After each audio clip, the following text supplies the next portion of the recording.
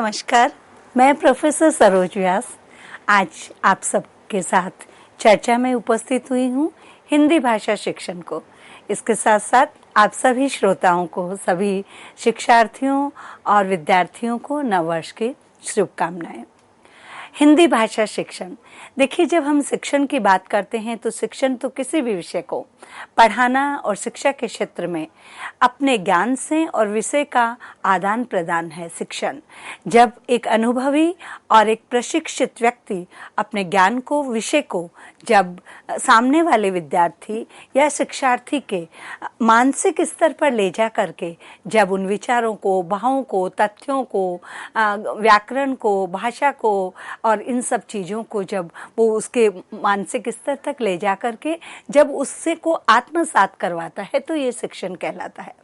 हम बात कर रहे हैं हिंदी भाषा शिक्षण की। हिंदी भाषा शिक्षण की चर्चा करने में पूर्व के जो व्याख्यान हमारे रहे हैं उसमें हमने विस्तृत चर्चा करी है कि भाषा जो है उसका उद्गम कहाँ से हुआ, भाषा क्या है, भाषा के प्रकार कितने हैं, भाषा की विधाएं कितनी हैं, भाषा और साहित्य में अंतर क्या है, भाषा विचार क्या है, भाषा विनिमय क्या है, विभिन्न तथ्यों पर हमने चर्चा करी। आज का जो हमारा ये उद्बोधन है, जो ये व्याख्यान है, आपके साथ जो चर्चा का सत्र है, इसमें हम बात करेंगे कि हिंदी भाषा में शब्द सृजन की प्रक्रिया, यानी हिंदी में शब्द सृजन जैसा कि शब्द से ही स्पष्ट होता है किसी चीज़ का सृजन करना, निर्माण करना, किसी चीज़ को बनाना, तो वो हम आज हिंदी भाषा में शब्द सृजन की प्रक्रिया पर चर्चा करेंगे।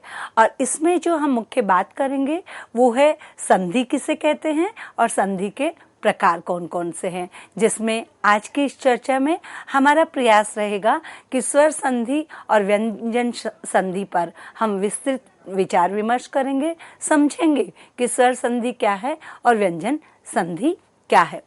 सबसे पहले हम बात करते हैं कि संधि किसे कहते हैं। संधि हिंदी भाषा व्याकरण में दो अथवा दो से अधिक शब्दों के लिए संधि की जाती है। संधि यानी मेल मिलाप करना, यानी समझौता करना, यानी दो व्यक्ति, दो शब्द, दो भाव, दो वर्ण, दो विचार मिलकर के जो सामान्य बोलचाल की भाषा में भी आप लोगों ने समाचार पत्रों में, दूरदर्शन पे और विभिन्न प्रकार से में सुना होगा, दो राष्ट्रों के बीच में, दो देशों के बीच में, दो राज्यों के बीच में, दो समुदायों के बीच में, और जो दो धर्म है या जो भी है वर्ग है उनके बीच में संधि यानी समझौता हो जाना, मिलान हो जाना। लेकिन हम यहाँ तो चर्चा कर रहे हैं हिंदी भाषा में, और भाषा में संधि की विचार कर रहे हैं जहाँ हम शब्द के सृजन की बात कर रहे हैं। तो हिंदी भाषा व्याकरण में दो अथवा दो से अधिक शब्दों के मेल के लिए संधि की जाती है। अर्थात संधि में जब दो शब्द मिलकर एक हो जाते हैं तो पहले शब्द के अंतिम वर्ण और दूसरे शब्द के प्रथम वर्ण के बीच में संधि हो जाती है। मैं पुनः अपनी बात को दोहरा देती हूँ, यानी जो दो शब्द हैं, हमारे दो हैं, प्रथम जो हमारा शब्द है उसका अंतिम वर्ण और जो दूसरा शब्द है उसका प्रथम वर्ण, इन दोनों के बीच में संधि हो जाती है। और जब ये दोनों एकाकार हो जाते हैं, जब एक हो जाते हैं दो शब्द मिलकर के, तो उसे हम संधि कहते हैं। संधि व्याकरण की भाषा में दो वर्णों के मेल से उनके स्वरूप में जो विकार अथवा परिवर्तन होता है उसे कहते हैं। विकार यानी जो था उससे अलग हो जाना, और परिवर्तन हो जाना। दो शब्द थे, दो वर्ण थे, और वो दोनों वर्ण जब मिले तो उनका जो स्वरूप है उसमें या तो विकार उत्पन्न हो जाता है या उसमें परिवर्तन आ जाता है। तो ऐसे शब्द में संधि कहते हैं, उसको हम संधि कहते हैं। संधि की व्यवस्था हिंदी भाषा व्याकरण को संस्कृत भाषा व्याकरण से विरासत में प्राप्त हुई है। देखिए यहाँ ये चीज भी समझ लेना आवश्यक है कि हमारी जो हिंदी भाषा है वो कहीं ना कहीं संस्कृत भाषा से निकली हुई है। तो इस प्रकार से संधि की जो व्यवस्था है वो भी हिंदी भाषा व्याकरण को संस्कृत भाषा व्याकरण से विरासत में प्राप्त हुई है। विरासत यानी एक पीढ़ी से दूसरी पीढ़ी के पास जाना, यानी जो संचित आपका साहित्य है, संचित आपकी वर्णमाला है, संचित आपकी व्याकरण है, संचित आपके वर्ण है, संचित आपका के जो भी है ज्ञान है, उसको एक भाषा से दूसरी भाषा में जब उसे सौंप दिया जाता है, प्राप्त हो जाता है, तो उसे विरासत कहते हैं। तो जो संधि की व्यवस्था है वो हिंदी भाषा को संस्कृत भाषा की व्याकरण से प्राप्त हुई है। इसलिए हिंदी व्याकरण के लिए नियम संस्कृत व्याकरण के समान ही है, यानी जो व्याकरण में नियम हिंदी के हैं वही संस्कृत के हैं, या इसे ये कहना चाहिए कि जो संस्कृत व्याकरण के नियम थे उन्हीं को थोड़ा बहुत उनमें परिवर्तन करके, संशोधन करके और उनको हिंदी भाषा व्याकरण में लिया गया है। ये तो बात हुई संधि की कि संधि क्या है, संधि किसे कहते हैं। संधि दो वर्णों के मेल से होती है। उन दो वर्णों के मेल में भी प्रथम का अंतिम और दूसरे का प्रथम जो वर्ण है उनके मेल से होती है, जब उनमें परिवर्तन हो जाता है या विकार हो जाता है। मैं आशा करती हूँ कि संधि क्या है ये चीज आप लोग भली प्रकार से आत्मसात कर पाए होंगे। अब हम चर्चा करेंगे संधि के प्रकारों पर। संधि के कितने प्रकार हैं? जब संधि के प्रकारों की हम बात करेंगे तो संधि में वर्णों का मेल स्वर एवं व्यंजन के बीच होता है। देखिए दो चीजें हैं। वर्ण, हमारी वर्णमाला जो है उसमें जो सारे के सारे हमारे जो हैं वो स्वर और व्यंजन है। हमारे स्वर होते हैं और स्वर के साथ साथ हमारे व्यंजन होते हैं। तो संधि में वर्णों का मेल जो है वो स्वर और व्यंजन के बीच में होता है। स्वर भी होता है और व्यंजन भी होता है। जब दोनों वो मिल जाते हैं तब संधि में होता है। अतः इस आधार पर, इन तथ्यों के आधार पर हिंदी में संधि के प्रमुख दो रूप है, यानी संधि मुख्य रूप से दो प्रकार की संधि होती है। एक होती है स्वर संधि और दूसरी होती है व्यंजन संधि। अब स्वर संधि में क्या आता है? स्वर संधि में हमारे सारे स्वर आ जाते हैं। उन स्वरों में हमारा क्या क्या आ जाता है? ए, आ, इ, ई, उ, ऊ, ए, आई, ओ, औ। देखिए आपने जब मैंने अभी स्वरों को उच्चारित किया तो आपने देखा होगा कि मैंने संधि में जब इनको उच्चारित करा, सामान्य बोलचाल की भाषा में हम क्या करते हैं, क्षेत्रीय भाषा का प्रभाव आ जाता है और हम वहाँ ए, आ, ई, ऊ, ए, आई, ओ, औ बोल जाते हैं। ये अशुद्ध उच्चारण है, क्योंकि जो स्वर है उनमें भी ह्रस्व और दीर्घ है। ह्रस्व यानी छोटा, जिसे हम छोटा कहते हैं, जो नीचे स्वर में निकलता है। दीर्घ यानी जो ऊंचे स्वर में निकलता है। तो जैसे मैंने बोला ए, फिर मैंने बोला आ, फिर बोला ई, उ, ऊ, ए, आई, ओ, औ। तो ये जो नीचे जब स्वर हमारा जाता है तो वो हमारा ह्रस्व होता है, और जब ऊपर हमारा स्वर जाता है तो वो हमारा दीर्घ स्वर होता है। तो स्वर संधि में ऐसे लेकर औ तक आते हैं। फिर हमारी दूसरी है व्यंजन संधि। व्यंजन संधि में हमारे जो व्यंजन है, जैसे क वर्ग है जिसमें कै, खे, गे, घेड़ है, च वर्ग है, चे, छे, जे, जन है, तय वर्ग है, पै वर्ग है, और ये सारे हमारे कै वर्ग, च वर्ग, ट वर्ग, पै वर्ग, और ये हमारे सारे तय वर्ग, सारे वर्ग आ जाते हैं। ये और इन वर्गों के आधार पर जो होता है वो व्यंजन संधि होती है। अब हमने आपको देखा, हमने बात करी कि हिंदी भाषा में मुख्य रूप से दो प्रकार की संधि है। पहली है स्वर संधि और दूसरी है व्यंजन संधि। तो अब हम पहले थोड़ी सी चर्चा स्वर संधि पर विस्तार से कर लेते हैं। स्वर संधि एवं उसके प्रकार, यानी स्वर संधि और उसके प्रकार। स्वर संधि के कितने प्रकार हैं? स्वर के साथ स्वर के जुड़ने से शब्द में आने वाले परिवर्तन को स्वर संधि कहते हैं। स्वर के साथ स्वर के जुड़ने से शब्द में जो परिवर्तन आता है या विकार उत्पन्न होता है उसे स्वर संधि कहते हैं। देखिए कितनी सरलता से हमने समझ लिया। संधि दो प्रकार की होती है, एक स्वर संधि, व्यंजन संधि। और स्वर संधि क्या है?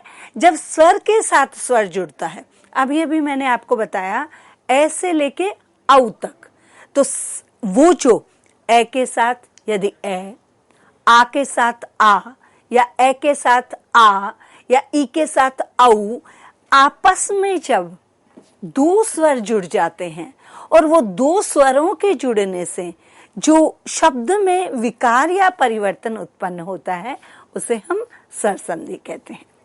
संस्कृत भाषा में स्वर संधि के 7 भेद तथा हिंदी भाषा में व्यवहार में 5 भेदों का प्रमुखता से प्रयोग किया जाता है। स्वर संधि हम आसानी से समझ गए हैं।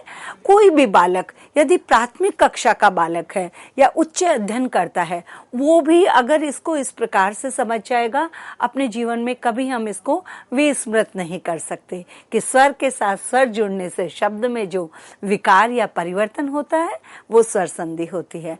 संस्कृत शब्द में स्वर संधि के 7 भेद हैं, लेकिन हम हिंदी भाषा की बात कर रहे हैं। यहाँ व्यवहार में यानी प्रयोग में, उपयोग में 5 भेदों का प्रमुखता से प्रयोग किया जाता है। अब वो 5 भेद कौन कौन से हैं वो मैं आपको बता देती हूँ। सबसे पहले आता है दीर्घ संधि, उसके बाद में आता है गुण संधि, गुण संधि के बाद में आता है वृद्धि संधि, वृद्धि संधि के बाद में आता है यण संधि, और यण संधि के बाद में आती है अयादि संधि। तो इस प्रकार से स्वर संधि के 5 भेद हैं, और वो 5 भेद हैं दीर्घ संधि, गुण संधि, वृद्धि संधि, यण संधि और अयादि संधि। ये 5 भेद हो गए हैं।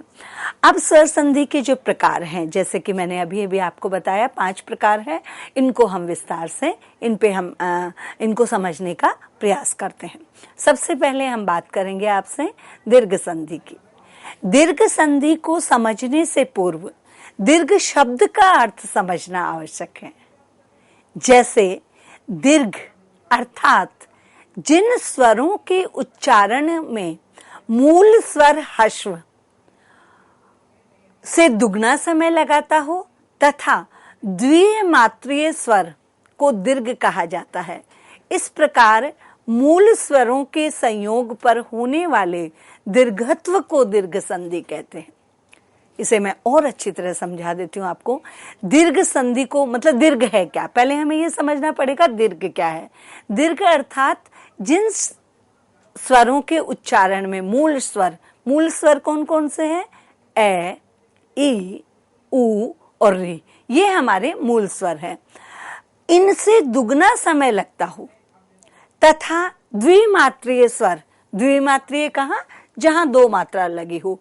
जब हम ए की बात करते हैं प्राथमिक कक्षाओं में, जब हम बालकों बालिकाओं को पढ़ाते हैं, विद्यार्थियों को पढ़ाते हैं, तो हम उनको बताते हैं ए जमा ए, यानी 2 ए जब है तो आ बन गया, यानी 2 मात्राएं लग गई। आ, ए के आ की मात्रा लगी तब वो आ हुआ। उसके बाद में ई, जो छोटी ई थी उसके ऊपर ई की मात्रा लग गई। ऐसे ही ऊ है, ए है, आई है, ओ है, औ है, यानी जो मूल शब्द था ए मूल शब्द है, ए की जब आ की मात्रा लग गई तो वो आ हो गया। ई मूल शब्द है, उसको भी दीर्घ बनाने के लिए ऊपर मात्रा लगी। ऊ मूल शब्द है, उसके भी ऊ कर दिया गया, और री जो है उसको जोड़ा गया। तो द्विमात्रीय यानी जहां 2 मात्रा लग जाती हो को दीर्घ कहा जाता है। इस प्रकार से मूल स्वरों के संयोग पर होने वाले दीर्घत्व को दीर्घ संधि कहते हैं। यानी जो 4 मूल शब्द हैं आप इन्हें याद कर लीजिए, ए, ई, उ और री। इनके साथ में जब इनका ये दूसरे संयोग से, दीर्घ के संयोग से जब दीर्घत्व हो जाता है तो वो दीर्घ संधि कहलाती है। उदाहरण से और समझ लेते हैं इन्हें। जिन 2 शब्दों में संधि होती है, यानी मिलाप होता है, मेल होता है, जो जुड़ जाते हैं, जो 2 शब्द 2 वर्ण मिलकर एक हो जाते हैं, यानी जिन 2 शब्दों में संधि होनी है उसमें प्रथम के अंत में ए, आ और द्वितीय के प्रारंभ में भी ए और आ होने पर दोनों मिलकर के ए हो जाते हैं। यानी पहला जो है उसमें भी ए या आ हो, और पहले के आखिर में ए या आ हो, और दूसरे के प्रारंभ में ए आ हो, और दोनों मिलकर के जब आ बन जाते हैं तब वो दीर्घ संधि कहलाती है। दीर्घ संधि का उदाहरण भी मैं आपको दे देती हूँ। ए जमा ए, यानी देव, वै जो है वो मूल शब्द में ए है, और असुर, देव जमा असुर, देवासुर, तो ये क्या है, दीर्घ संधि का उदाहरण है। ए जमा आ, हिम प्लस आले यानी हिमालय, ये दीर्घ संधि का उदाहरण है। आ जमा ए, विद्या प्लस अर्थी यानी विद्यार्थी, शिक्षा को ग्रहण करने वाला, ये भी दीर्घ संधि का उदाहरण है। ऐसे ही आ जमा आ, दया प्लस आनंद, दयानंद, दयालु, खुश रहने वाला, ये भी दीर्घ संधि का उदाहरण है।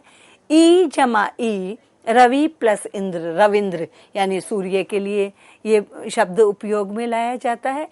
ई जमा ई, हरि प्लस ईस, हरीश यानी शिव या विष्णु संयुक्त, तो ये दीर्घ संधि के कुछ उदाहरण है। ऐसे ही ई प्लस ई, सची प्लस इंद्र, सचिंद्र यानी इंद्र की पत्नी।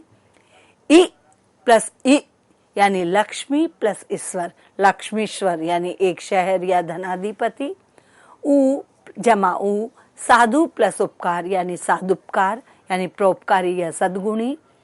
ऐसे ही ऊ जमा उ, वधु प्लस उर्मी, वधुर्मी यानी लहरों से उपयुक्त। उ जमा उ, वधु प्लस उत्सव यानी वधुत्सव, पुत्र की पत्नी का उत्सव या विवाह। री जमा री यानी पितु प्लस ऋण यानी पितृण यानी पिता का कर्ज।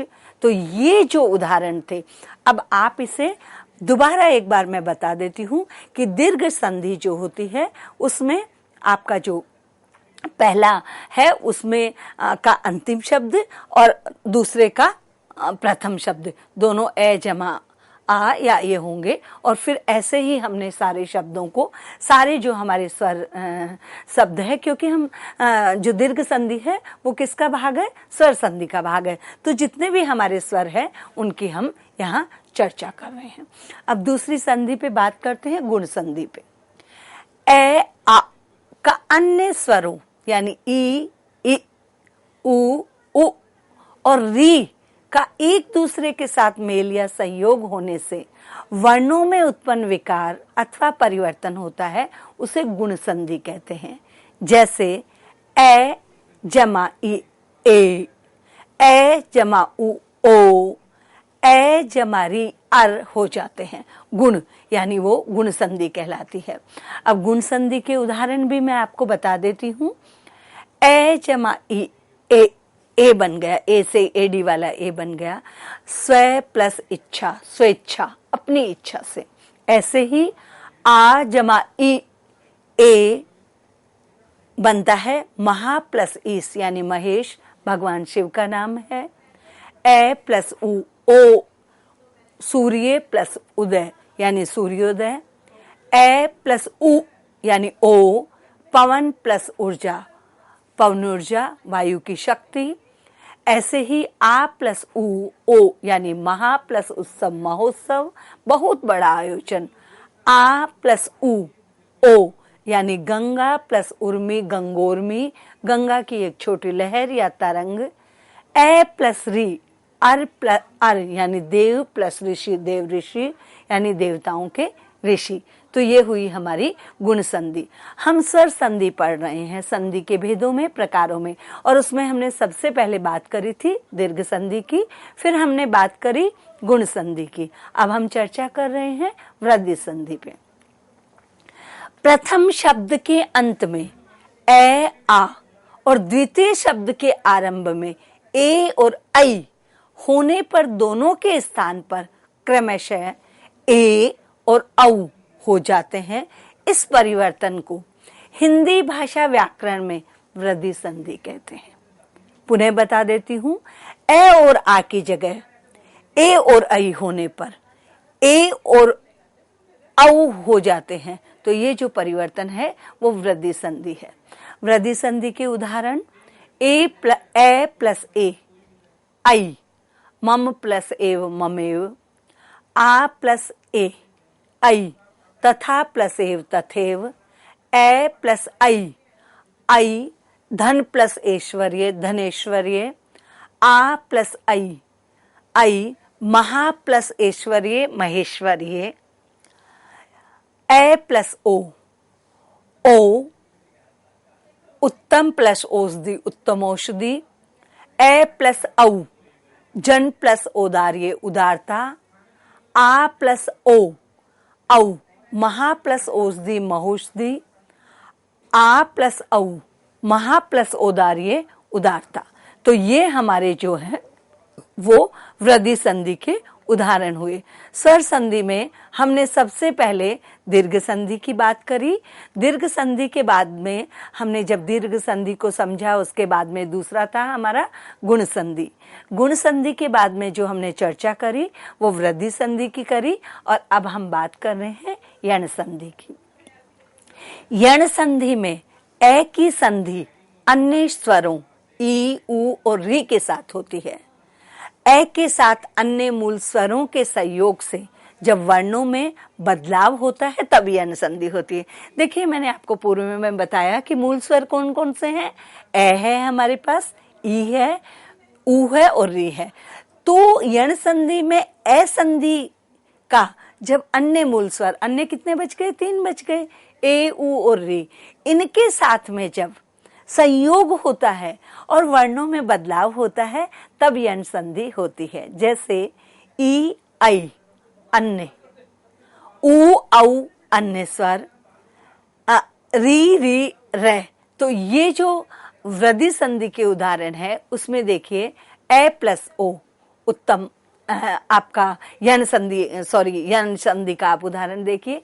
ई प्लस ए यदि प्लस अपि यद्यपि, ई प्लस आ इति प्लस आदि इत्यादि, ई प्लस ए अर्पण देवी प्लस अर्पण देवर्पण, ई प्लस आ देवी प्लस आगमन दिव्यागम, ई प्लस ए प्रति प्लस एक प्रत्येक।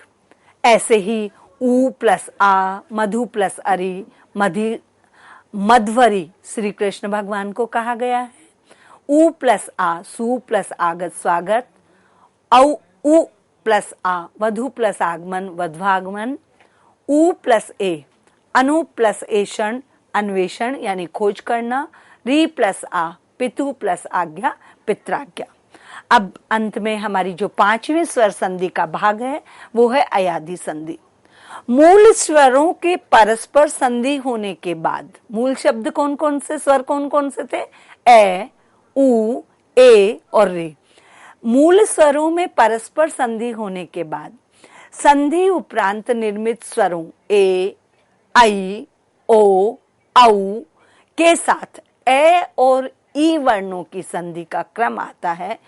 अयादि संधि में ए और ओ के साथ ए तथा ई के मेल से अये, आए, अव, आओ शब्दों का निर्माण होता है और इस प्रकार स्वर संधि में अयादि संधि बनती है।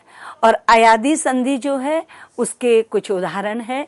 ए प्लस ए, ने प्लस अन नयन, आई प्लस ए गई प्लस अक गायक, ओ प्लस ए भो प्लस अन भवन, औ प्लस ए पौ प्लस अन पवन, ओ प्लस ई पो प्लस इत्र पवित्र और औ प्लस ई नौ प्लस इक नाविक।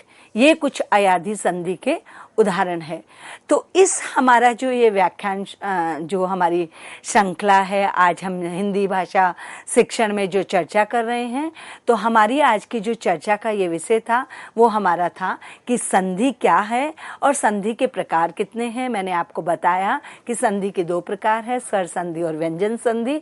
और स्वर संधि के भी 5 भाग है, दीर्घ संधि, गुण संधि, वृद्धि संधि, यण संधि और अयादि संधि। और इनको हमने विभिन्न प्रकार के उदाहरणों से हमने समझा कि किस प्रकार से किसके मेल से, कौन से स्वर के मेल से, जब मेल के बाद जब उसमें विकार या परिवर्तन होता है तब वो कैसे क्या शब्द बन जाता है, अपना स्वरूप बन जाता है। तो ये हम आज के इस व्याख्यान में, इस चर्चा में हमने जो संधि के प्रकार है उसमें स्वर संधि को समझा, संधि क्या है उसे समझा, और स्वर संधि के जो 5 भाग है उस पर विस्तृत चर्चा करी। मैं अपेक्षा रखती हूँ कि आप लोग इसे आत्मसात कर पाए होंगे और इसके बाद जो भी व्याख्यान हम चर्चा में उपस्थित होंगे, विचार विमर्श करेंगे, उस पर हम व्यंजन संधि और उसके प्रकारों पर विस्तार से चर्चा करेंगे। इन्हीं शब्दों के साथ मैं अपनी वाणी को विराम देती हूँ। धन्यवाद। नमस्कार।